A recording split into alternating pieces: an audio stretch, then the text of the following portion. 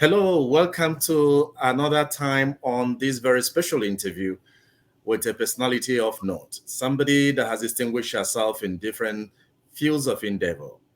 He's somebody that holds a PhD in organizational management. He's the pioneer national secretary of MBC USA between 2008 and 2010. He was also the president of Unzukondi Mbise, Atlanta, Georgia, between 2009 and 2010, chairman transitional committee in 2012 and 2014 of Mbise USA. He's been a board chairman candidate, chairmanship candidate of the board of delegates of Mbise USA. He's very happily married for over 30 years to a very special lady. And it's my pleasure to introduce, here to interact with us, Chief Dr. Fred Umunnakwe, who is also the chairman of the brochure committee of 2023 Dallas Convention. It's my pleasure to have you join us. Thank you, my brother. Well, talking about Dr. Fred Umunnakwe, there is a lot about your person that you know better than any other person you want to share with us, by way of giving us a little bit of insight into your personality. Yeah, Ambassador, thank you very much for this opportunity. It's rare. It's rare, and we're going to use it well. I am a business consultant, business and financial consultant, and a community development advocate and specialist. Before I migrated to US, I was a student union president of Federal Polytechnic Owerri, and I worked briefly before establishing my own business in Enugu. Then in 2000, I migrated to the US with my family. And here I worked severally in so many capacities. And today I manage my own business, BTF Consulting LLC, and I'm the administrator of Quality Care of Georgia Incorporated. I and my staff will take care of ASD clients, that is autistic syndrome deficiency clients. I've been a founding member of MBC USA since 2008. And I said, I'm here trying to do my best to help whatever one. Just give any help I can offer for community development of my place. That's me essentially, ready to work. Well, it's not easy. Talking about you is like talking about excellence in service. And when we talk about MBC, I know MBC is so dear to your heart. I would like to delve into MBC proper. What insight, looking at the vision and mission of MBC USA, what is the experience from the time of commencement to what we have today? Yeah, first and foremost, I want to give a shout out to all the leaders, the ones I started with in 2008 up to this moment that have led MBC USA to what it has become today. I remember vividly we started with 8 affiliates. Today we have 24. And this is the 15th year of this organization. That's like one affiliate, more than one affiliate per year. You can't beat that. And we are doing well. This year, like you mentioned, when they asked me to chair the brochure, I'm like, okay. Because I was in California, we had a 250-page brochure. I'm like, how can they ask me to chair the brochure? We'll have a record-breaking brochure, 250 pages. What am I going to do? I was going to ask you about the, brochure stuff, as we progress, but I just wanted insight into your experience, being part of MBC USA over these years. Yeah. Yes, I was going to take that to rope into what I'm talking about. So today we are broken records, which is exactly what we've been doing in MBC USA. We are breaking records. And what I have in mind, apart from what we are doing today, is that we are going to take MBC USA to another level that will marvel people who watch us. Because we'll have ups and downs, we'll have some issues here and there, COVID here and there, but MBC USA remained resilient because of leadership, good leadership.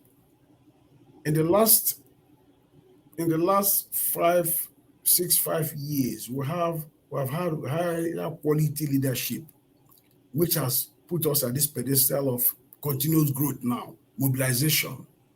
So that's one thing going on good for MBC USA, which as we go on, we are going to harness. We are not going to take off our foot from the pedal. We're going to harness it for community development of our homeland. And here, for our people here in the US here, we're going to do that. Yeah. Well, when we talk about MBC USA, it stands out, as an umbrella body of MBC in the diaspora in the United States. I know we have MBC forum in Europe, Asia, as it continues to spread. Why is it important for every MBC person to ensure that they're under this umbrella? Very important. Let me give an example why everyone has to come and join and belong and participate. I was part of the team, the executive team that signed off on the medical mission in 2008 at New York. Today, MBC medical mission to our homeland has become an institution of its own. And when we visit MBC on medical mission trip, we do not say you belong to MBC USA chapter or not. We take care of everybody. So it behoves every MBC person that resides in the US to join. Find a chapter that's closer to you and join. So you can participate, because when we do this, we do not segregate, we don't say you don't belong. So we're not going to take care of your father or your mother or your siblings. So that's number one. Number two is look at our convention, which starts on the next week. If you are not a member, you'll be missing out. You have to join. There's a lot of networking going on in BC today. Look at the youth. Look at what the children are doing. They're intermarrying themselves. They're getting great knowledge about our culture and who we are as a person, as a people. So every individual that is from BC, even if you're not from BC, you're married to an BC person. And they are married to an BC woman, or even a friend. Join us. We have, like in our chapter, we accept honorary members. I'm just going to be Atlanta here. So join in BC team. Join. Don't be watching. Just join MBC USA through your affiliate. Join. It might be your idea, just one idea you bring. It could be something that we are lacking that you have. Contribute. It's not expensive to join. It's not expensive. Just join your chapter. Pay your normal dues. Look at the VCC program that we are doing, which I'm a coordinator. It beats most insurance. Very good. People are benefiting from it, from this program. We are paying off because we must die. People will die. People will die eventually. And when people die, we pay $10,000. As long as you remember. That's it. What about the microfinance we are doing at home? Helping people through these BCUS affiliates and people. What about microfinance? What about the hospital we're trying to build in the BCUS? What about our contact and connection and assistance with BC University at Ife? I mean, you have to join. If you don't join, you are not doing yourself any good. Join, bring your family, bring your children, join in BC USA. Very, very important.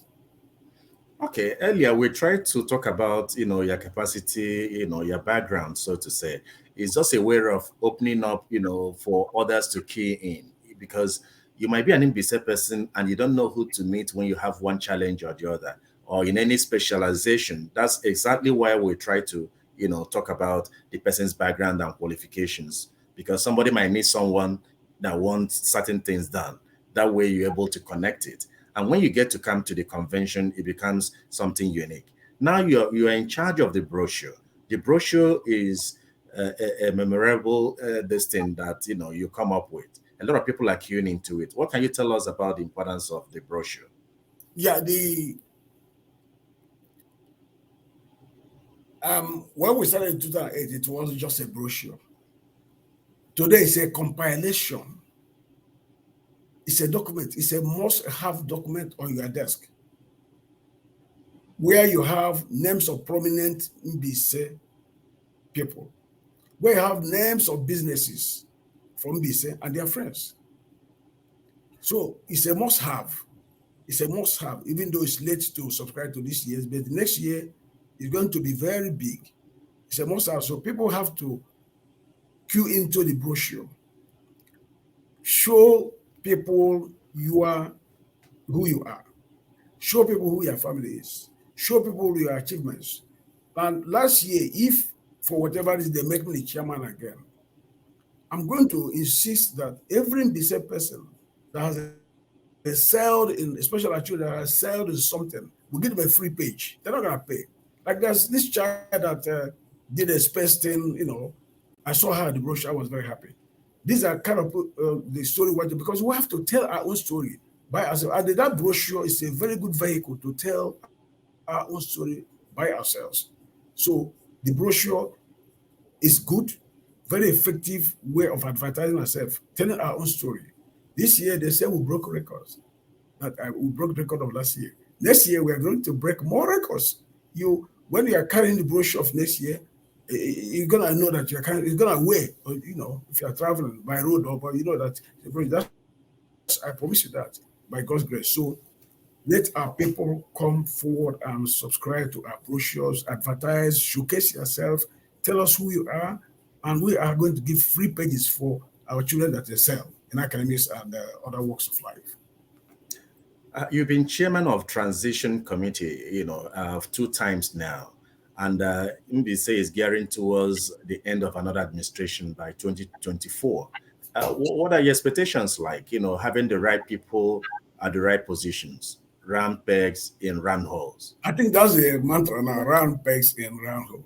That's the new mantra, which is working. Because what happens is that when people vie for positions for the sake of vying for positions, it becomes a problem. Because that's exactly why we say it's not different from Imo State. Imo State is not different from Nigeria, where we're coming from. You see people getting position because they want the position. They want power for itself. No. But when you get people, the right people, round peg in the right round hole, right people in the right positions at the right time, you see synergy. You see synergy. You see progress. You see less hassle. You see what I call high ILC projects, high impact, low cost projects in place. You see them come out. They're not hard.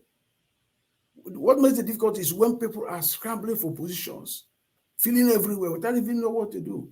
I remember I was discussing with somebody today. I think it's Ambassador Cliff who happened to interview me now. We talked about how we're going to do a CBT training for top members of our affiliates. Train them, give them once in a year training on the Excel spreadsheet, simple Excel spreadsheet. How to use some banking features which you think that people know how to use. They don't know how to use it. Even this WhatsApp, there's features people don't know how to use it. So when we have our leaders of each affiliate know this basic something, basic accounting, basic WordPress, basic things on how to put things down. So you see that we build capacity from the affiliates, because we say it's just a capacity-based organization. We build capacity from ground up. So when people are vying, if you are doing where you affiliate, say you are the financial secretary, you know how to use a cell. You've been keeping an account properly at the local level. Now, if you want to vie for financial secretary at the national level, we can see the peg where you're coming from. We can say, oh yeah, this is a round peg in a round hole. But if you don't do that, you get people because they know how to speak, they know how to, the orators. Orators have their own job, like MC. Not everybody's important, but you got to do what you are trained or what you experience or what you know how to do. Everybody's important, don't get me wrong. But when you get people who are jumping from position to other because they want to be, because they want to answer name, president, secretary, or whatever, it brings us backwards, takes us backwards from where I'm coming from. That's okay. Now, we're talking about, celebrating MBC USA, the success story, the projections, and all that. But one thing is very important: how we integrate the younger generation, into the fold. Do you think we have enough? We're doing enough, in that direction? What should we do going forward? Yeah, we are trying, but we're not doing enough, but we can do better. I want to thank all those who have worked from Ebere Akrechama to all these people that are here to Chief Ngozi Bocha. Chief Ngozi Bocha, if you must know, was my assistant secretary at MBC USA back in the days. She's a very good one. We are trying, but we're not doing enough. And I'm sure you don't know. The uniform they are using today, that Ntozuoke uniform they are using, I don't know whether I've seen it, they are wearing the uniform there.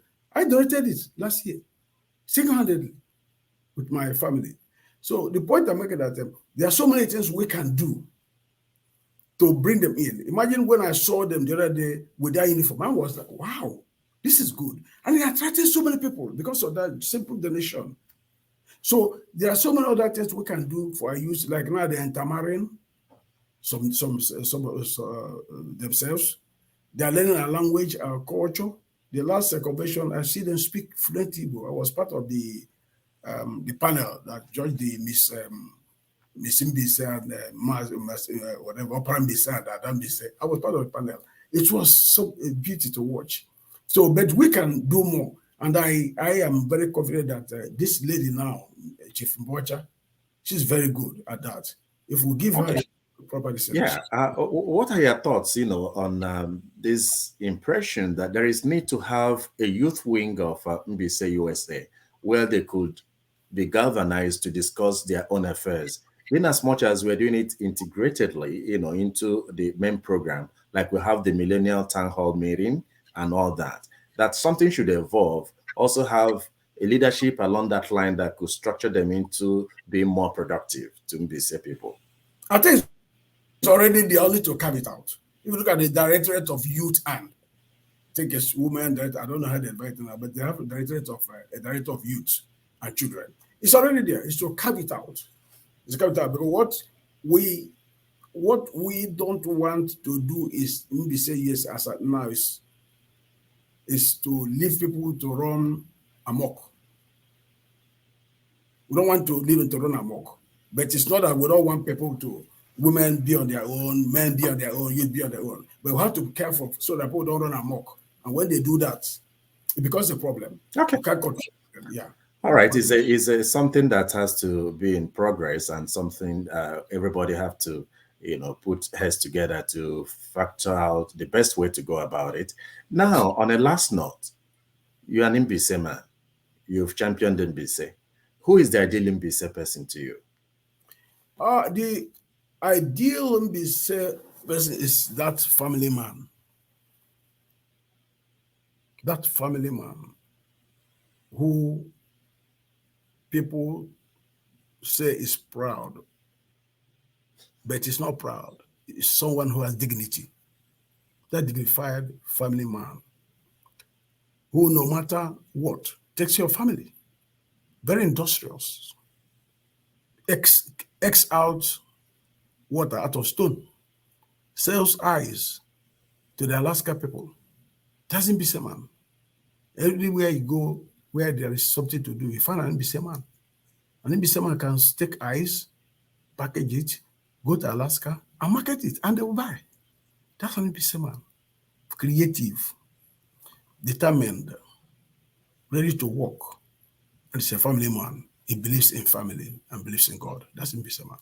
On that note, Chief Dr. Fred Umunnakwe, Pioneer National Secretary of MBC USA, I'd like to specially thank you so much, with special greetings to your lovely wife, Lola Ngozi Umunnakwe, and your son. Would like to thank you so much for what you're doing for MBC USA. I would like to meet you again. Thank you very much. God bless you. Thank you very much. And that's it on this very special interview today.